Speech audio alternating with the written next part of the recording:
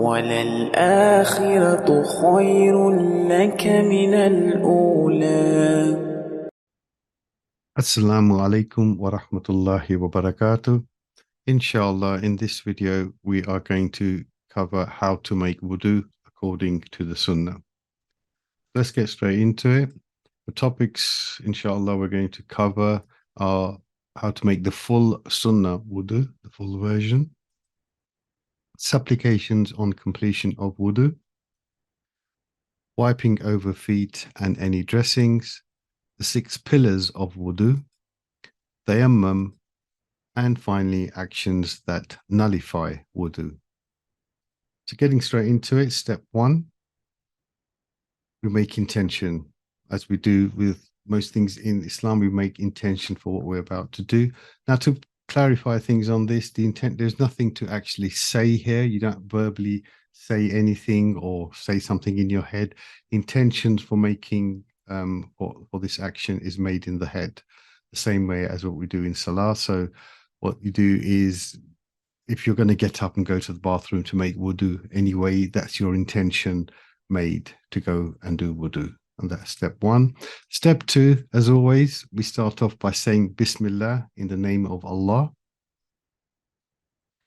Step 3, wash both hands. So we're going to ensure that the whole area from the fingertips, between the fingers and the wrists, are completely wet. Make sure your wrists are completely wet. If you're washing your right hand, you can use your left hand to wipe over your wrists and make sure that whole area is completely wet. And you do this 3 times. So you wash both hands 3 times. Step number 4, rinse out your mouth. So here, what you're going to do is you're going to use your right hand, take a small amount of water, put it into your mouth, swirl it around, cleaning your mouth out, and then spit it out. And you will do this 3 times. Step number 5, we're going to clean out our nose now. So once again, you use your right hand, you get some water, you sniff it into your nostrils as far as you can, and then you sniff it out with your left hand. You don't need to, half drown yourself or anything. Just as far as possible, you can sniff it in with your right hand, and then use your left hand, use your fingers on your left hand to just sniff that out. And we do this 3 times as well, according to the Sunnah. Step number 6, we're going to now wash our face. So we're going to now take some water. We're going to cup our hands, take some water in there, put it over our face. You have to make sure the whole area from forehead to the chin, from the left ear to the right ear, is completely wet. And so the best way to do that is, once you put the water on your face, rub your hands over your face, and make sure you rub the whole area of your face to make sure everything there is wet. And you're going to do this 3 times. Now, some of the questions which come up, I mean, if you're a man and you have a beard, you don't have to completely, if you have a long beard, you don't need to completely soak your beard. You can just run wet fingers through your beard. Some of the other questions which come up are things like makeup. You cannot do wudu if you have makeup, because the water must flow over that area, touching the skin. So if you're going to wear makeup during the day, for example, you need to make wudu before that. And if you need to redo your wudu, then unfortunately you will need to take your makeup off. And also linked to that, you cannot make wudu if you have nail polish on, because then your nails would not be getting wet because you've got polish over them as well on it. So make sure in this act that your whole face is completely wet, and you do this 3 times. Step 7, we're now going to wash both arms. Start with our right arm first, and we have to make sure that the whole area from the fingertips to and including the elbows are completely wet. So if you're washing your right arm, you can use your left arm to wipe over your arm, make sure everything is wet, especially that bit on the elbow. Sometimes people get hard skin there. Make sure everything is wet, and you wipe just past your elbow to ensure everything is wet. And you do your right arm 3 times, and also then you do your left arm 3 times. So you wash each arm 3 times. Both arms must be the whole area must be covered and they must be wet. Step 8, wiping over the head and cleaning the ears. Now, this is one action. You get some water. You don't need to cup any water. You're not soaking your head or your hair. You are just wetting your hands, so you make sure your hands are wet. You start at the front, at the hairline, if you're lucky enough to have one. You cup your hands together like it is in that picture on the top there, and you start at the front with your wet hands. You move your hands over your head, touching your hair, all the way to your back hairline, and then back over to the front in one movement. And then simultaneously, you don't re-wet your hands or anything. You just take your hands straight down to your ears, and you will use your index fingers to clean out the inside of your ears. And using your thumb, just wipe the back of your ears from the top to the bottom. Now, this action is only done once, not 3 times like we've done the earlier actions. One of the questions which does come up here is, what about sisters who are wearing a hijab? Now, there seems to be a split opinion. I mean, they ask that, can we wipe over the hijab, the headcloth? And there seems to be a difference of opinion on this. From what we can determine from here, you need to do your own research, so we're not giving you a definitive answer here.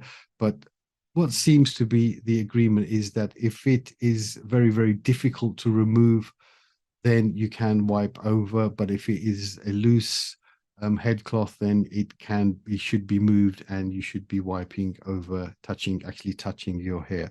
But please do your own research on this as well.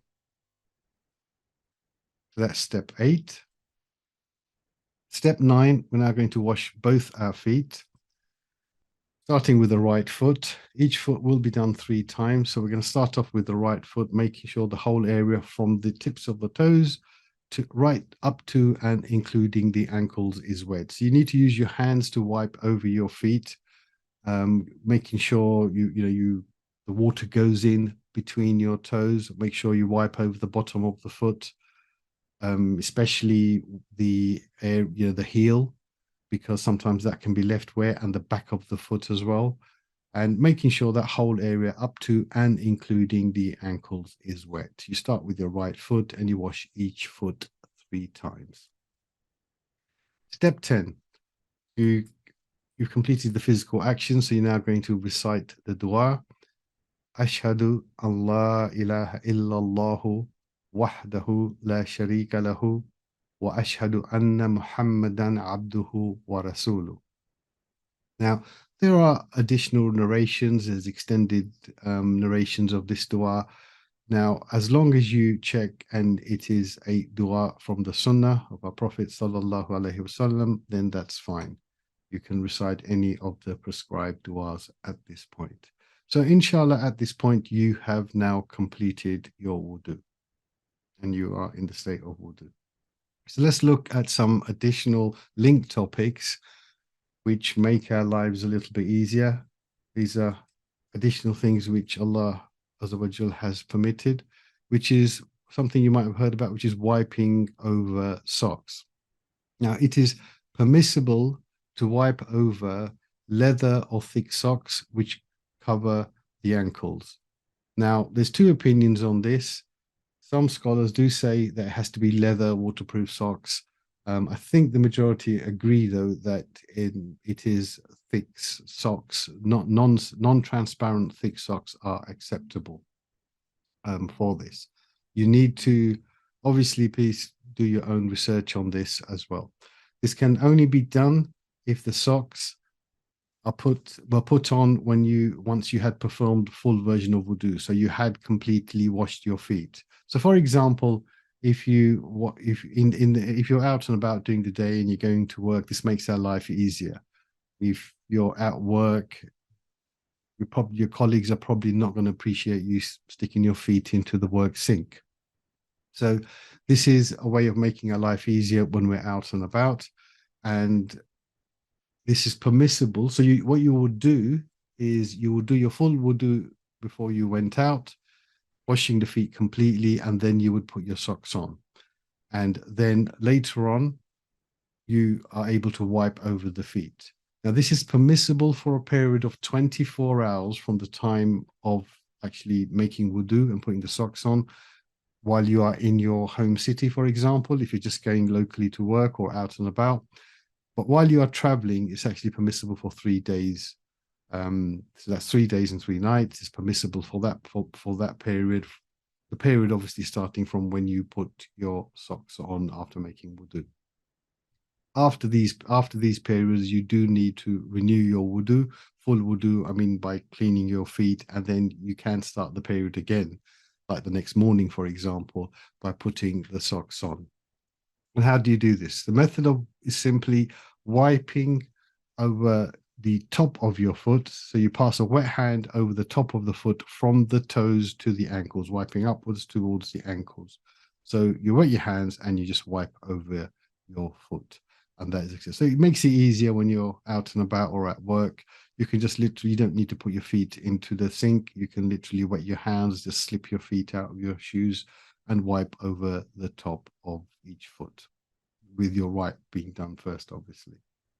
So that is wiping over. If you're wearing a bandage, if you have some sort of injury or a wound, and you're having to wear a bandage and it's on a part of your body which needs to be washed when you do wudu. And this applies if it would be difficult, or if you can't really have water on your wound, or if it would be difficult to remove the dressing or the bandage, then it's permissible to wipe over the whole dressing with a wet hand. You don't need to soak it. You would wash the areas around that dressing. So, for example, if you had a bandage on your, let's say on your wrist, and you need to obviously wash your, your arm. So therefore, you would wash your hand properly as prescribed, and the rest of your arm properly. But over that area, you would just wet your hand. You don't need to soak it. You would just wipe over the whole dressing, the whole bandage, so around your arm. So you would just do that. So let's now look at the 6 essential pillars of wudu. Wudu also, same as like Salah, where we have the Fard sections and the Sunnah sections, Wudu also has that. And if you did your Wudu in this form, the way what we're going to go through now, that is perfectly acceptable. You do have a full Wudu, and you can do this, and it's very good to know, because especially now when we should be saving water, also when you're out and about, when you're at work, this makes life a lot easier. What we covered earlier was the full Sunnah version of wudu. This is the minimum requirements of wudu, and perfectly acceptable to do it in this form as well. Number 1, washing the face, including the mouth and the nose. The areas are the same, but they're now combined. So we do the mouth as we did before, we do the nose as we did before, and we make sure the same areas of our face are wet and washed. But it's combined into one action, and we do this only once, as opposed to 3 times earlier on in the Sunnah version. Number 2, washing the hands and arms up to and including the elbows. So the whole area from the fingertips to the elbows, including the elbows, as we did before, starting with your right arm. But it's only done once. So each arm is only done once. Number 3, wiping the head and the ears. So what we did earlier on when we started with wet hands from the hairline, took our hands back and then all the way forward again, and then down to our ears and cleaned our ears out. Exactly the same action. There's no difference this time. It was done once before and it's done once now. And finally, number 4, washing the feet up to and including the ankles. The same way, starting with your right foot, but each foot only now needs to be done once. This is the minimum requirement, the further requirement of wudu. And obviously, if you're wearing socks, then it makes life a lot easier. You can just wipe over your socks. Number 5, washing in this order. So everything must be done in the order listed here. And number 6, doing the actions consecutively, one after the other. You can't have a break in the middle and then come back to it because your phone rang or something. So you need to do them straight up, one after the other. And inshallah, then your wudu is complete. Now, it is perfectly fine to do wudu like this as many times as you want to. This is wudu. This is the minimum requirements of wudu. It's like when you read your salah and you read your farad, then your salah is completed. The sunnahs are additional reward. But if you don't fulfill the sunnah because let's say you're too busy, you're not sinning. So this is the full wudu. A good way to do this is maybe do the sunnah version of wudu in the morning, and then during the day when you're out and about, you can do this version as well. As it says there, this is the pillars, minimum requirements of wudu, and can be done as and when one wishes. So moving on, let's look, how do we do wudu if there is no water available, also called tayammum? I think most of us probably won't find ourselves in this situation, but it's good to know. Number one, we say Bismillah, as always, in the name of Allah. Number two, strike the ground, clean earth or a rock with the palms of the hands and shake off any loose soil. Number three, wipe the back of the right hand with the palm of the left and the back of the left hand with the palm of the right. Finally, number four, wipe the face with both hands. And also then recite dua for completing wudu. This method of doing wudu would be used if you found yourself in a situation where it's impossible for you to find water. I don't know, maybe someone is ill in hospital, and it's difficult to get them to water, or water to them is not possible. Or you have some illness where you can't pass water, put water on your skin or something. But I think, or maybe you're traveling, you're in a remote location where you can't get water, or the water's contaminated and you have no choice but to do it in this method. Let's also now look at the actions that nullify wudu. Number one, passing wind. Number two, passing urine or feces. Number three, deep sleep. With deep sleep, we should mention that if you are sitting up and your back is supported and you just nod off, but you're still in that same position, and you wake up again, then that's fine. Your wudu would not be affected by that. This is deep sleep if you're actually lying down. If you lie down and you nod off, then you would need to redo wudu. If you're unconscious or intoxicated, because obviously at that point you're not going to have any control of your body anyway. Intimate relations between husband and wife, obviously in that case, full ghusl is required. And number six, eating camel meat, which most of us probably won't come across. But let's say you're traveling and you eat camel meat, then that actually does break your wudu. Some important thing to note here is that if a person forgets whether they have nullified their wudu, then it is not nullified. Only if they are certain that it has been nullified through one of the acts listed. So for example, if I make wudu for dhuhr and then I get to asr and I can't remember, I think to myself, have I still got wudu? Then as long as I didn't, none of those acts, none of the things listed on the page there, I was a part of, then therefore I don't need to worry about it. Certainty, doubt does not take over certainty. So if I'm certain I did full wudu and I am certain that I didn't pass wind or any of the other actions there, then that's fine. I don't need to then act on my doubt. I stick with the certainty, and wudu is not broken. Okay, so alhamdulillah, we've come to the end of the presentation. Jazakumullah khairun for viewing the presentation. Thank you so much. I hope you get a chance. Please go to our website. We do offer quite a lot of services. We have quite a lot of downloads and resources. We offer tuition in various different subjects, one-to-one and group.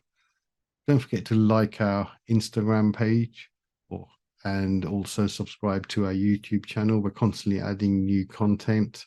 And if you have any questions linked to this or anything else, we'll do our best to try and get you the answers, and you can contact us via our website, destinationislam.com. Assalamu alaikum wa rahmatullahi wa barakatuh. وللآخرة خير لك من الأولى